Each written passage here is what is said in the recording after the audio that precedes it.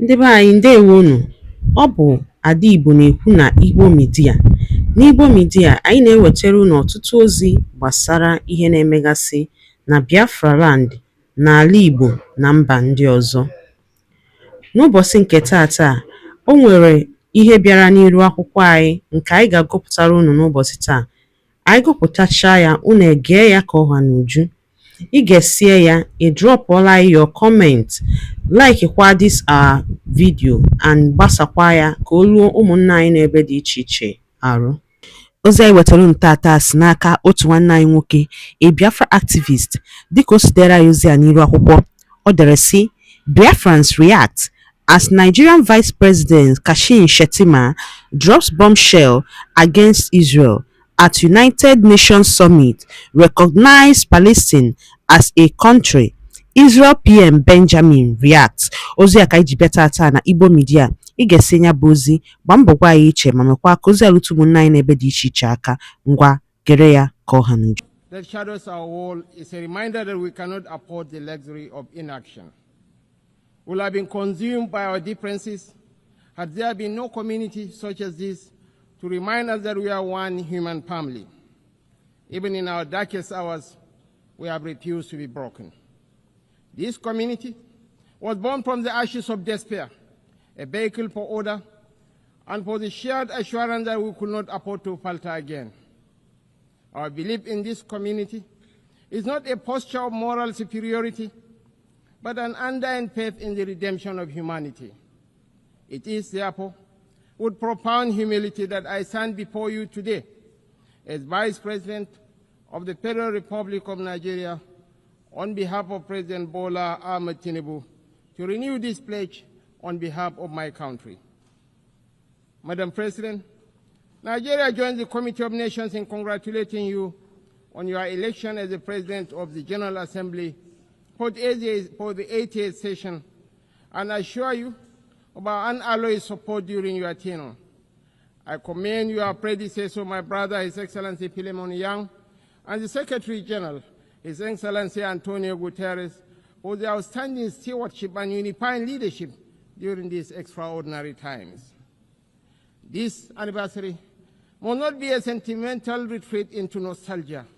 It must be a moment of truth, a pause to measure where we have stumbled and how we might have done better in turning our values into action that meets the demands of today. We are here to deliver a world of peace and development where the respect for human rights is paramount.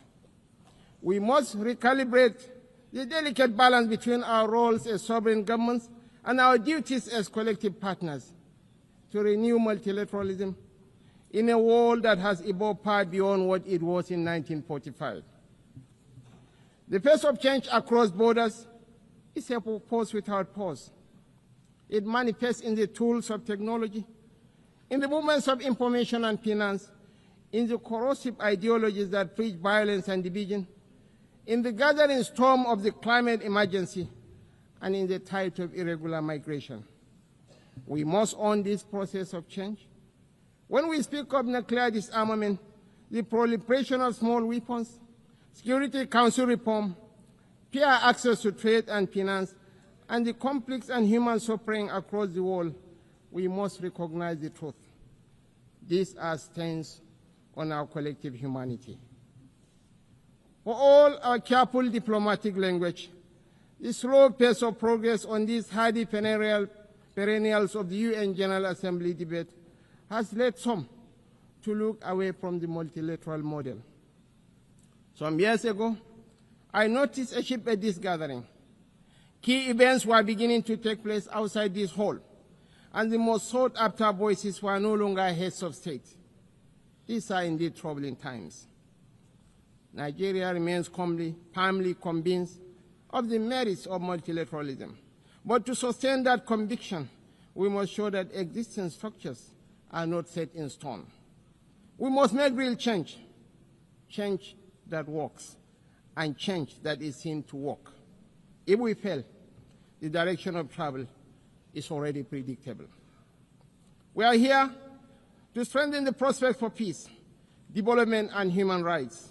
Madam President, I want to make 4 points today to outline how we can do this. 1.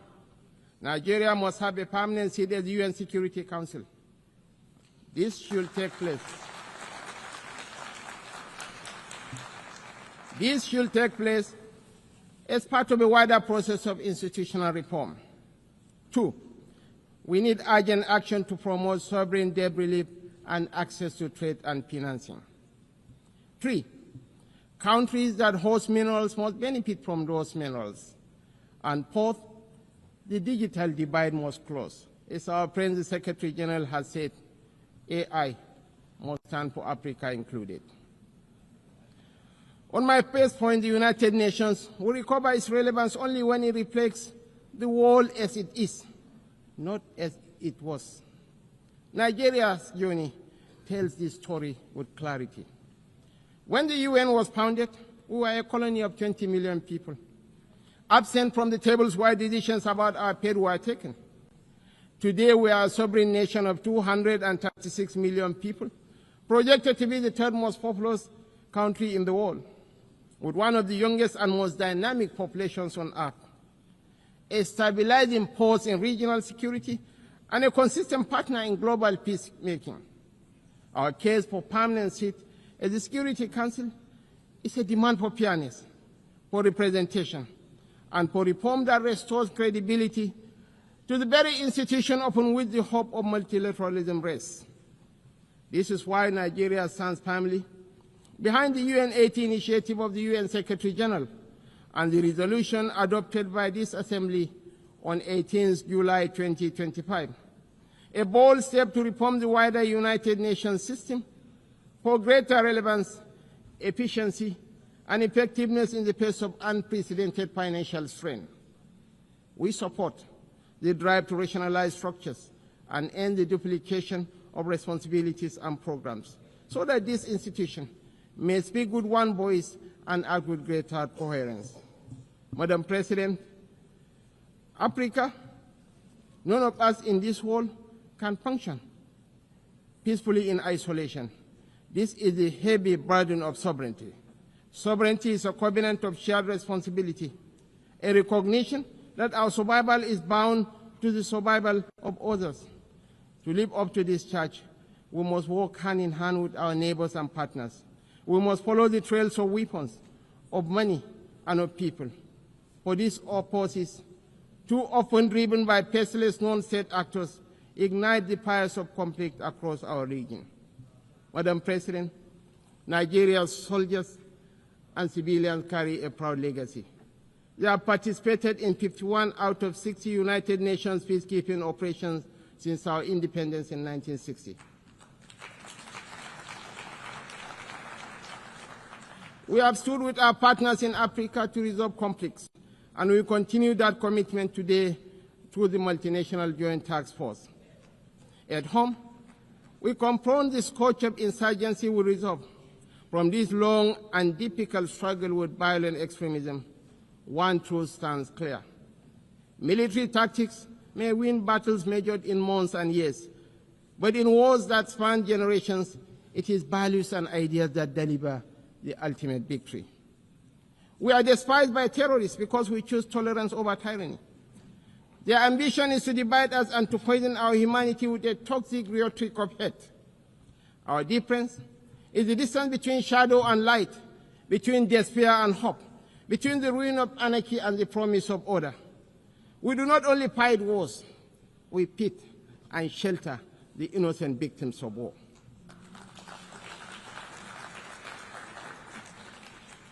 This is why we are not indifferent to the devastations of our neighbors near and distant. This is why we speak of the violence and aggression visited upon innocent civilians in Gaza, the illegal attack on Qatar, and the tensions that scar the wider region. It is not only because of the culture of impunity that makes such acts intolerable, but because our own bitter experience has taught us that such violence never ends where it begins. We do not believe that the sanctity of human life should be trapped in the corridors of endless debate. That is why we say, without stuttering and without doubt, that a two-state solution remains the most dignified path to lasting peace for the people of Palestine.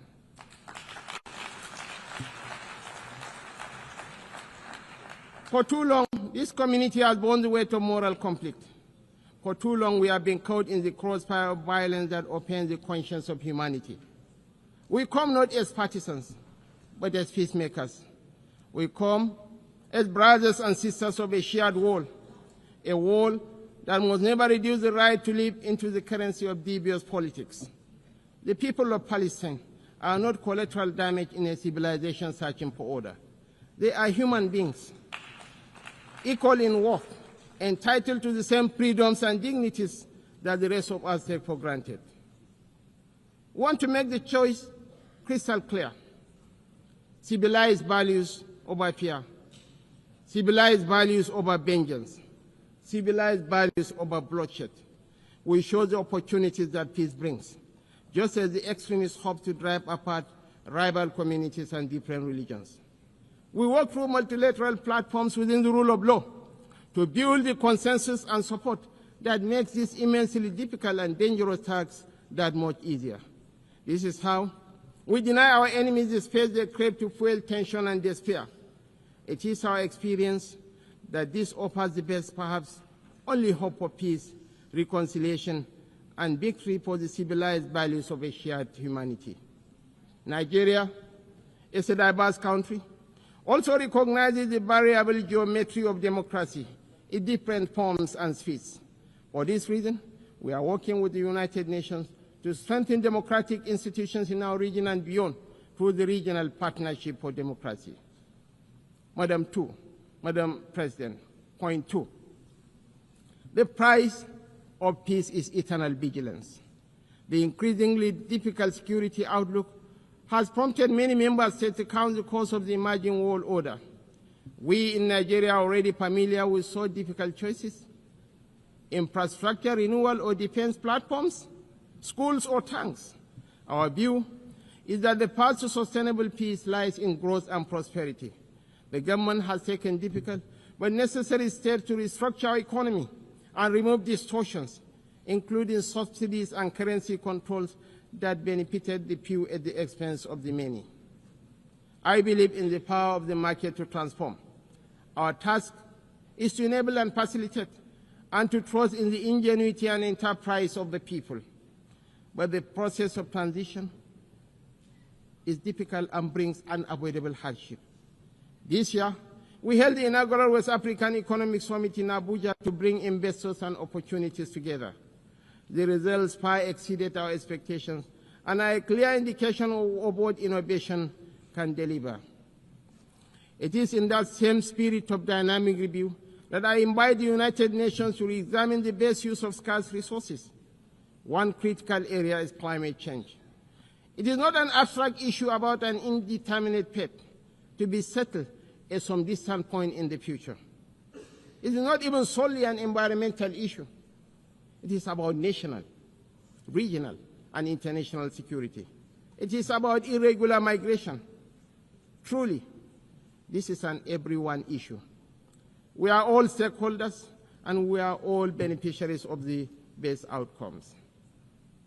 Madam President, this is why relevant ministers have been instructed to work with the UN to make the best use of climate funds. We believe there are huge shared dividends to accrue from increased support for education, for resilient housing, for access to technology and financing to allow vulnerable communities to thrive, to become part of solutions rather than problems. Nigeria and Africa have made significant strides in recent years to put our affairs in order. We can take that progress to the next level, a level that presents new opportunities for trade, investment, and profit, if we can assess reforms to strengthen the international financial architecture. We need urgent action to promote debt relief, not as an act of charity, but as a clear path to the peace and prosperity that benefits us all. I'm calling for new and binding mechanism to manage sovereign debt, a sort of international court of justice for money that will allow emerging economies to escape the economic. Ngwano dalo ninenu umunnem dikun sinesera ni bo media. Gini kunu wali ikuna kawan kuno. gbasịta maka ihe nọ n'iru akwụkwọ n'ụbọchị uhuruchi nke taa. Gwa anyị ife iche n'ụdị nke gị, deela ya n'akara kọmentị ka mara ihe i chere, ma chetakwa tụsaa ya bụ ozi ka o wereta ụmụnne anyị ndị ọzọ ntị. Ndewonu ụmụnne m, ka emesịanụ.